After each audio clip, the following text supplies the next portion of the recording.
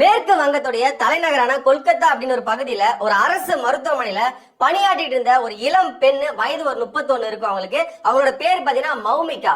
அவங்க அந்த மருத்துவமனையிலேயே பாலியல் வன்புணர்வு செய்யப்பட்டு மிக கொடூரமான முறையில் தாக்கப்பட்டு கொலை செய்யப்பட்டிருந்தாங்க. இந்த சம்பவம் ஒட்டுமொத்த இந்தியாவுமே ஒலிக்கி போட்டுச்சு.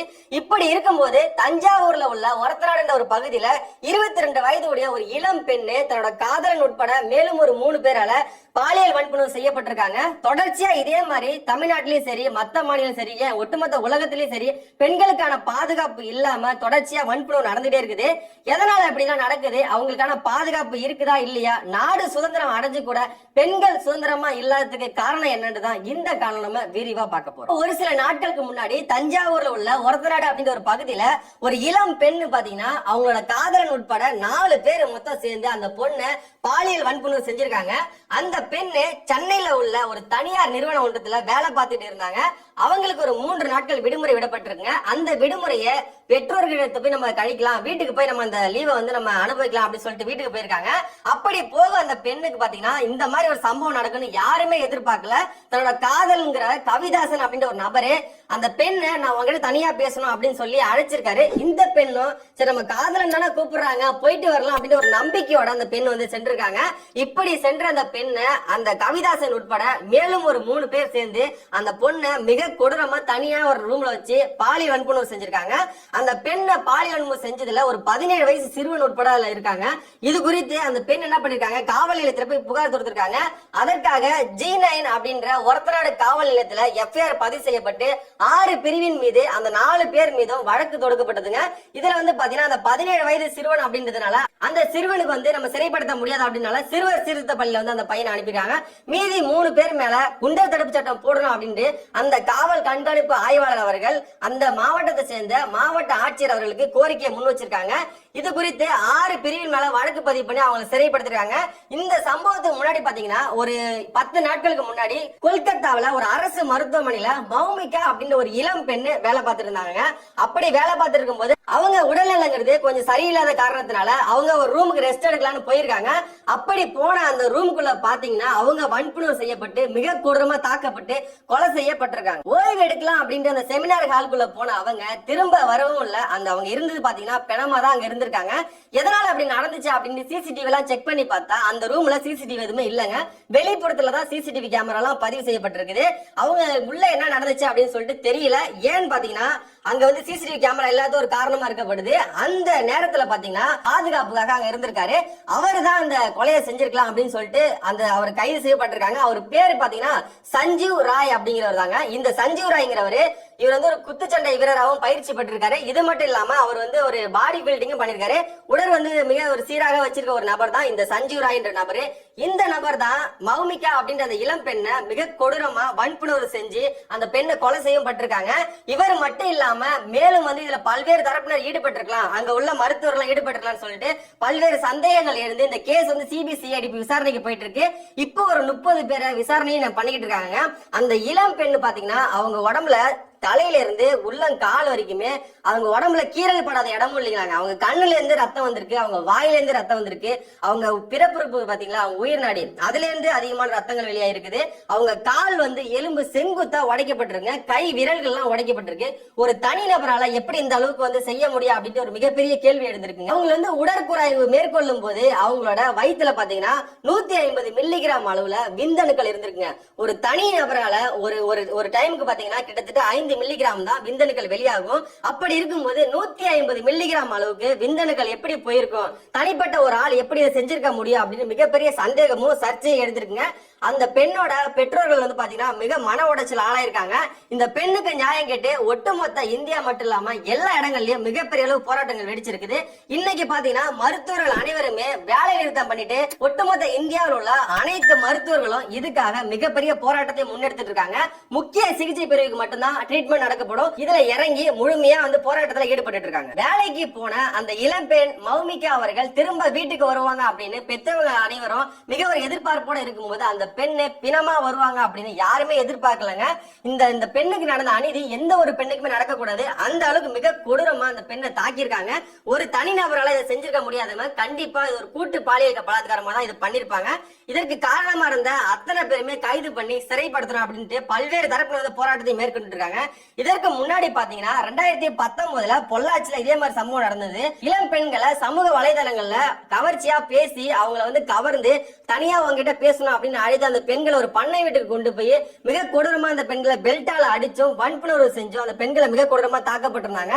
இது குறித்து ஒரே ஒரு பெண் என்ன பண்ணாங்க, காவல் நிலையத்துல போய் புகார் மேற்கொண்டதுனால அந்த அத்தனை பேரையும் அவங்களோட போன் எல்லாம் சீஸ் பண்ணி காவல்துறையினர் கைது பண்ணிருந்தாங்க.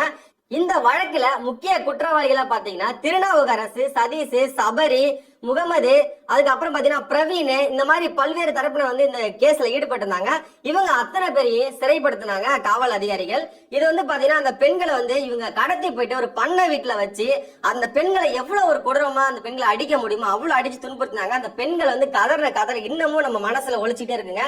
அண்ணா வலிக்குது அண்ணா, என்னை விட்டுருங்க அண்ணா அப்படின்னு அந்த பெண்கள் சொன்னது உண்மையிலேயே ஒரு மனிதாபி உள்ள ஒரு நபரை செய்யவே கூடாத ஒரு சம்பவத்தை இந்த கொடூர நாய்ங்க அந்த அளவுக்கு அந்த பெண்களுக்கு செஞ்சிருந்தாங்க. இது மட்டும் இல்லாம கிட்டத்தட்ட 275 பெண்களுக்கு இதே மாதிரி நடந்திருக்கலாம் அப்படின்னு ஒரு அறிக்கை வெளியானது மட்டும் இல்லாம இந்த கைது செய்யப்பட்ட அத்தனை பேர் மொபைல்லையும் கிட்டத்தட்ட 1100க்கும் மேற்பட்ட வீடியோக்கள் எடுத்து வச்சிருக்காங்க. இந்த பெண்களை அவங்க வன்புணர்வு செஞ்சது மட்டும் இல்லாம அடிச்சது மட்டும் இல்லாம அந்த பெண்கள் கூட அவங்க தவறா நடந்துக்கும் போது அதை வீடியோ எடுத்து பல ஆசிரியர்கள், பல மருத்துவர்கள், பல வழக்கறிஞர் சொல்லிட்டு பல்வேறு தரப்பினரை இவங்க பிளாக்மெயில் பண்ணி பணம் பறித்ததாகவும் காவல்துறை ஆய்வுல சொல்லப்படுதுங்க.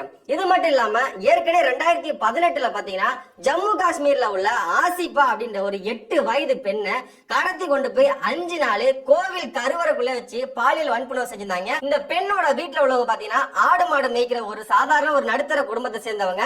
இப்படி இருக்கும்போது அந்த பெண்ணு குதிரையை தேடி அந்த பொண்ணு ஒரு காட்டு பகுதிக்கு போயிருக்காங்க. அப்படி போன அந்த பெண்ணு திரும்ப வீட்டுக்கு வரவே இல்லைங்க. குதிரை எல்லாம் வந்துருச்சு 6 மணி அளவுல. ஐயோ நம்ம பெண்ணு ஏன் வரல அப்படின்ட்டு அந்த பெத்தவங்க பதச்சு தேடி போயிருக்காங்க. அவங்களோட உறவினர்கள், நண்பர்கள் அனைவரும் தேடி இருக்காங்க. கிட்டத்தட்ட 1.5 நாட்கள் தேடி இருக்காங்க. அந்த பெண்ணு கிடைக்கவே கிடையாது. அதை தொடர்ந்து என்ன பண்ணிருக்காங்கன்னா காவல் நிலையத்துல போயிட்டு புகார் தொடுத்திருக்காங்க. இந்த மாதிரி என்னோட பெண் ஆசிபான்ற 8 வயது பெண்ணை காணோம், கண்டுபிடித்து கொடுங்க அப்படின்னு கேட்டதுக்கு காவல் நிலையத்துல புகார் எழுவே இல்லைங்க. என்ன சொல்லிருக்காங்கன்னா, உன் பெண்ணை யாராச்சும் எடுத்துட்டு ஓடி இருப்பா, 8 வயசு பெண்ணை போய் அந்த காவல் ஆய்வர் சொல்றாருங்க, உன் பெண்ணை யாராச்சும் எடுத்துட்டு ஓடி இருப்பா, நீ போய் கண்டுபிடி அப்படின்னு சொல்லி அந்த பெற்றோர்கள் பாத்தீங்கன்னா அவ்வளவு தரகுறவா பேசிட்டாங்க. அதுக்கு என்ன காரணம்னு பாத்தீங்கன்னா, இந்த கொலை பண்ணதுல அந்த பெண்ணை கடத்தி வன்புணர்வு செஞ்சதுல காவல் ஆய்வாளர் உட்பட 3 பேர் அதுல ஈடுபட்டிருக்காங்க. அந்த காரணத்தினாலதான் இந்த கேஸ் அவங்க சரியான முறையில விசாரிக்கவும் இல்லை. காவல் ஆய்வாளர்கள் இந்த வழக்கை ஏன் சரியான முறையில விசாரிக்கல அப்படின்னா, காவல்துறையில உள்ள நிறைய பேர் அதுல ஈடுபட்டிருந்தாங்க. கிட்டத்தட்ட 3 பேரு அந்த பாலியல் வன்புணர்வுல ஈடுபட்டதுனால காவல்துறையினர் இது குறித்து நடவடிக்கை மேற்கவும் இல்ல. இந்த வழக்கு ஒரு கட்டத்துக்கு மேல போனதுனால நடவடிக்கை எடுத்து தீர்வு ஒரு கட்டாயத்தை தள்ளப்பட்டதுனால அவங்க தேடுதல் பணியை மேற்கொண்டாங்க. இப்படி இருக்கும்போது ஆடு மாடு மேய்க்கிற ஒரு நபரு அந்த பெண்ணு சடலமா இருந்ததை கண்டறிஞ்சு அந்த வீட்டுக்கு தகவல் கொடுக்குறாங்க. எல்லாருமே பதறிட்டு ஓடி போய் பார்த்தா அந்த 8 வயது சிறுமி என்ன பண்றாங்கன்னா பாலியல் வன்புணர்வு செஞ்சு மிக கொடூரமா தாக்கப்பட்டு கொலை செய்யப்பட்டு அங்க கடந்ததை பார்த்துட்டு அந்த மனம் எவ்வளவு ஒரு பதப்பதிச்சிருன்னு பாருங்க. கிட்டத்தட்ட 8 வயது ஒரு சிறுமிங்க கோவில் கருவறைக்குள்ளேயே வச்சு 5 நாட்கள் அந்த பெண்ணை சரியா சாப்பாடு இல்லாம தண்ணி இல்லாம இந்த நாய்ங்க அந்த அளவுக்கு கொடூரமா அந்த பொண்ணை வன்புணர்வு செஞ்சு கொண்டு இருக்கானுங்க.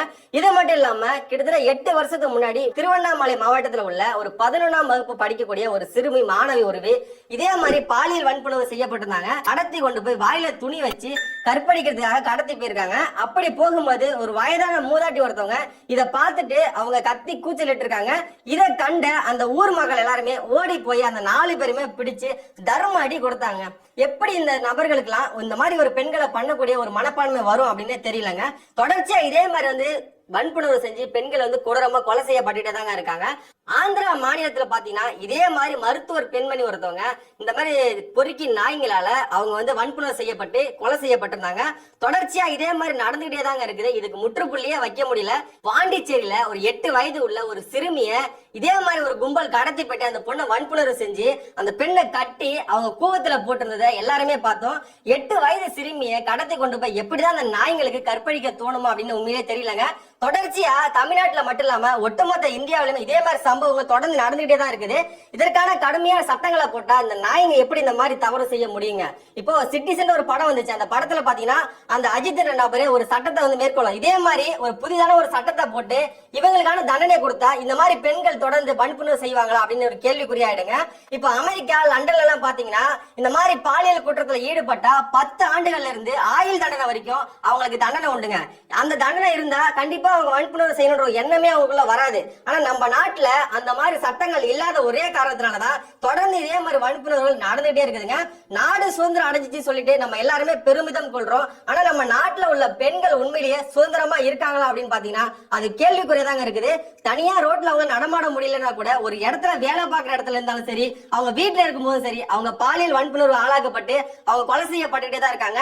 இதற்கெல்லாம் முற்றுப்புள்ளி வைக்குமா இந்த அரசாங்கம் அப்படின்ற ஒரு கேள்வியும் எல்லாரும் மத்தியிலும் எழுந்துட்டே இருக்கு. கண்ணுக்கு தெரிஞ்சு இந்த சம்பவங்கள் நடக்குதுங்க. கண்ணுக்கு தெரியாம எத்தனையோ சம்பவங்கள் தினம் தினம் நடந்துட்டே தான் இருக்கு. பெண்கள் அந்த அளவுக்கு பாதுகாப்பு இல்லாம வன்புணர்வு செய்யப்பட்டு அவங்க கொலை செய்யப்பட்டுட்டே தான் இருக்காங்க. நம்ம நாட்டோட அரசியல் அமைப்பு சட்டம் என்ன சொல்லுதுன்னா 100 குற்றவாளிகள் தப்பிக்கப்பட்டாலும் ஒரு நிரபராதி கூட தண்டிக்கப்படக்கூடாது அப்படின்னு சொல்றாங்க. ஆனா இன்னைக்குமே எத்தனையோ தவறு செய்த குற்றவாளிகள் இன்னைக்குமே சுதந்திரமா வெளியே சுத்திட்டு தான் இருக்காங்க. இது எல்லாத்துக்குமே முற்றுப்புள்ளி வைக்கணும்னா கடுமையான ஒரு சட்டத்தை போடணும். அந்த சட்டத்தை பார்த்துட்டு அடுத்த ஒரு பெண்ணை தொடணும்னா கண்டிப்பா நமக்கு இந்த மாதிரி நடக்கும் அப்படின்னு ஒரு பயம் வந்தா மட்டும்தான் இதெல்லாம் தடுக்க முடியும்.